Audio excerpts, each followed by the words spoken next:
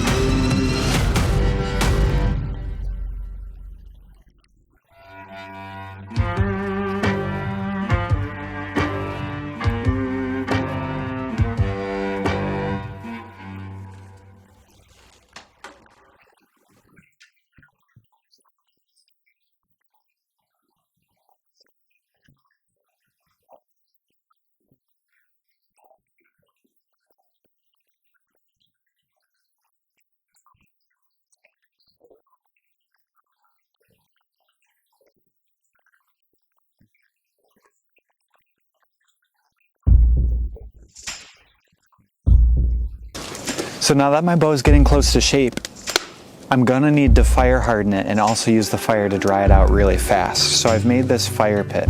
I use these bricks to make a channel so that I can build a fire exactly the same size as my bow. That way I don't need an unnecessarily large fire.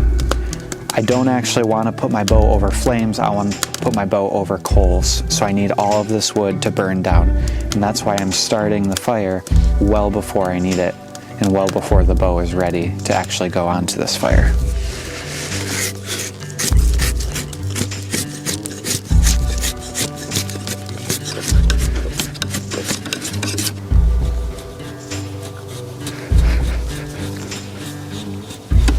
Good job. Good job. Wow, you're doing so good. So now it's starting to bend, which means is ready to be tillered. But since this is green wood that I cut down just a few hours ago, if I was to actually bend the bow or draw it back, it would get a lot of string follow. It would just stay bent because this green wood is not very strong under compression at all.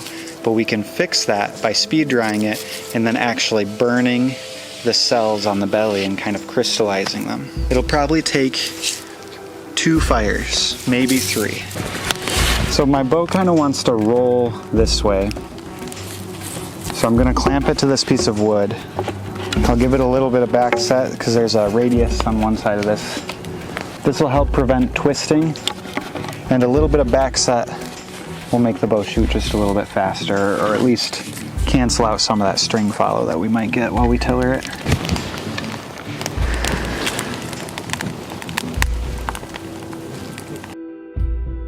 I want to give this a good hour-long burn, and it's so hot that I can't put my fingers in there for more than 2 seconds. That's a terrible way to measure heat because it's highly dependent on how much of a sissy you are.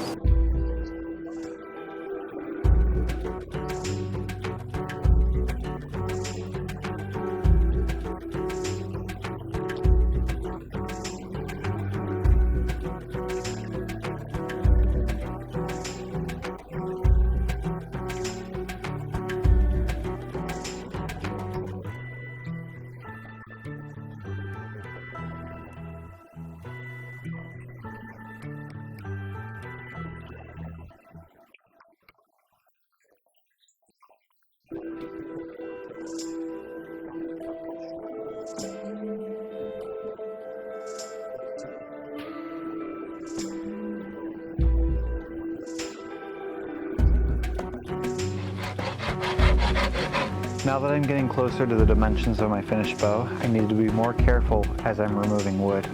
So I'm using this rasp instead of the draw knife. It's slower, but it's a lot more controllable.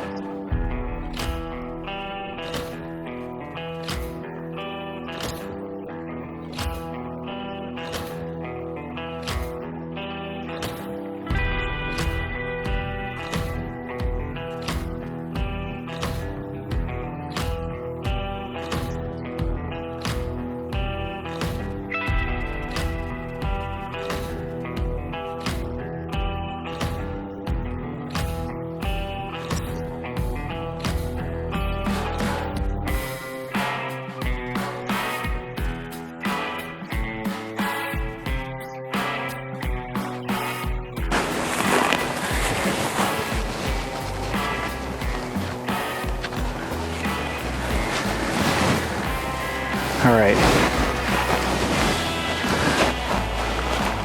Feels all right.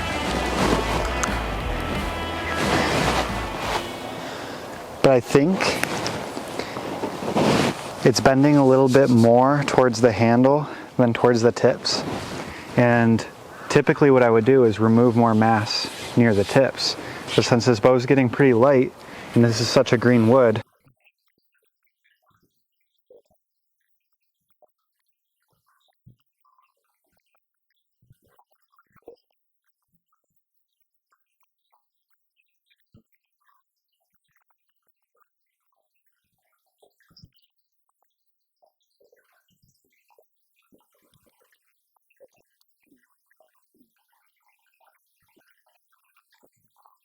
we are back.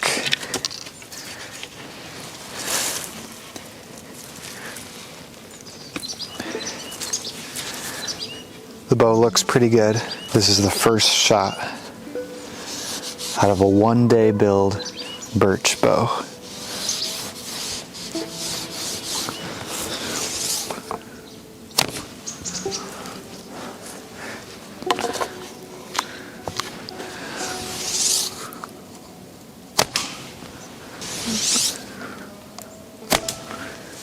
Pretty good group for the first time shooting this bow. It's 6 o'clock. We have an hour until sunset. Let's see if we can't find a rabbit or a grouse or a porcupine or something to hunt with this bow. There's a rabbit in there. Pretend I can't see him. Try and get a clear shot.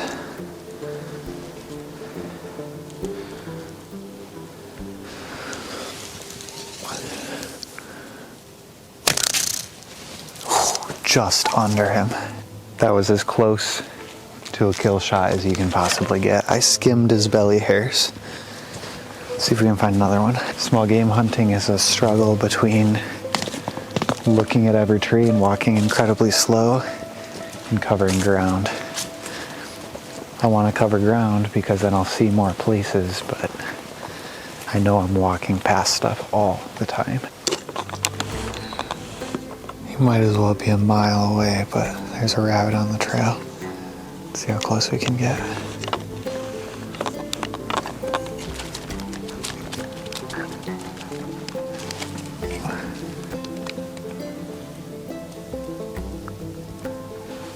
See him right there.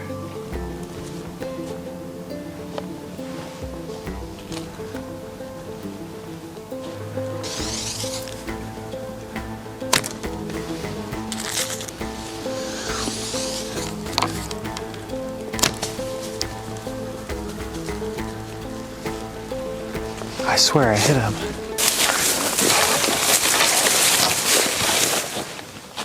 Another close call. I came within an inch of him again. I swear I thought I hit him, but must have just shot just low again.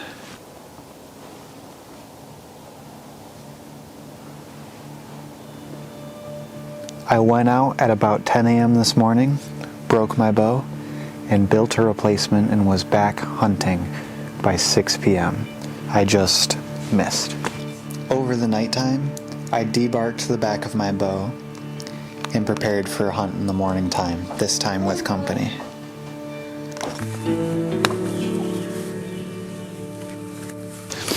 Adigan and Dad versus the world. We're looking for rabbits. Yep. Rabbits and grouse.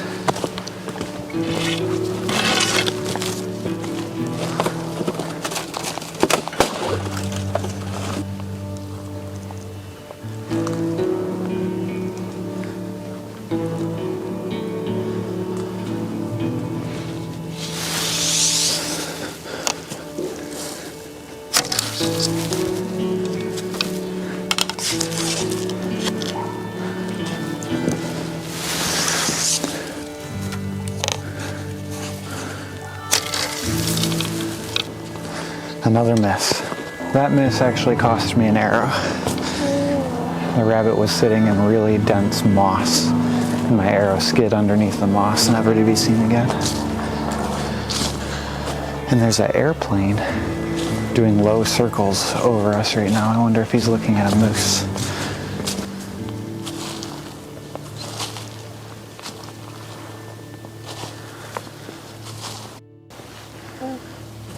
Ah, gosh darn it.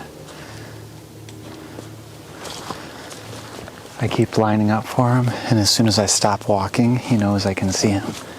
And then he continues.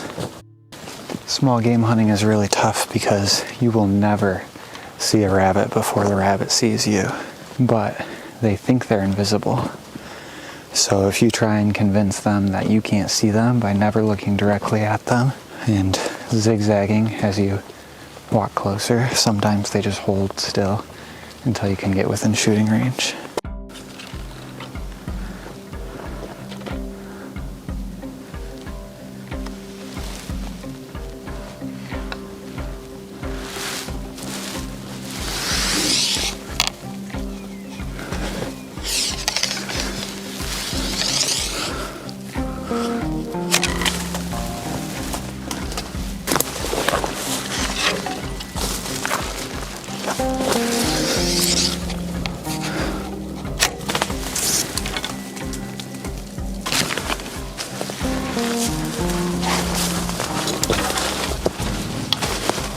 So let me fill you on what just happened.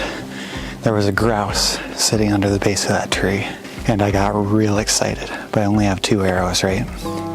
So I shot at him and deflected off of a twig, but it was pretty close enough to flush him up into a tree, but not enough to spook him. So he's sitting in this tree, and I've got 1 arrow left, but it's a super dense spruce tree.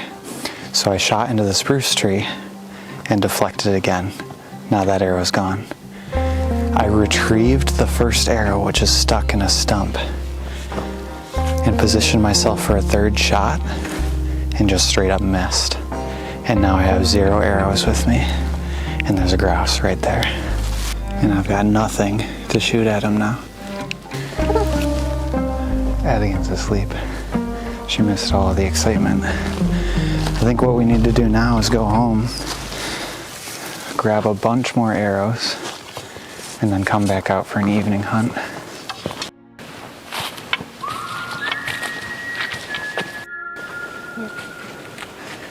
This is the same spot I've seen a rabbit every time I've come. So I'm hoping he's here this evening.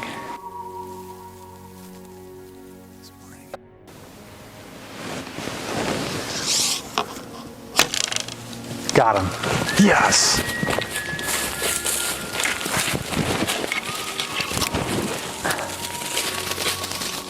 Yes! Let's go!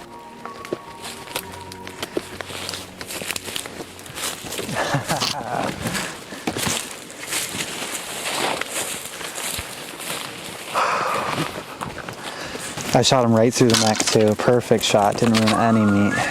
Oh my goodness. That's freaking awesome. A grouse is the best eating thing that you can get out of the woods right now. What a beautiful bird.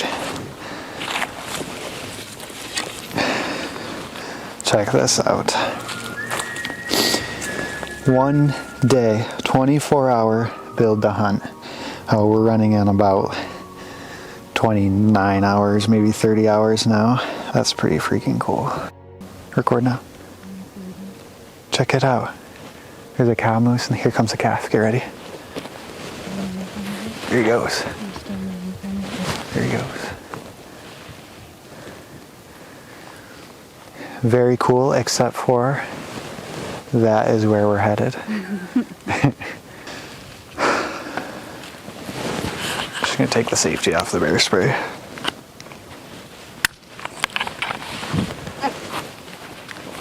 Coming through. Coming through, Mama Moose. Come on. Babe. Just walk on this side of me. Here, can I see the camera for a second?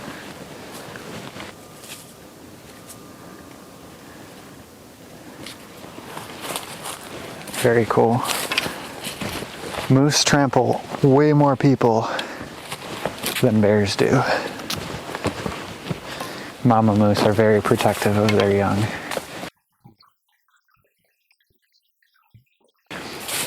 Thanks for watching. See you guys next week.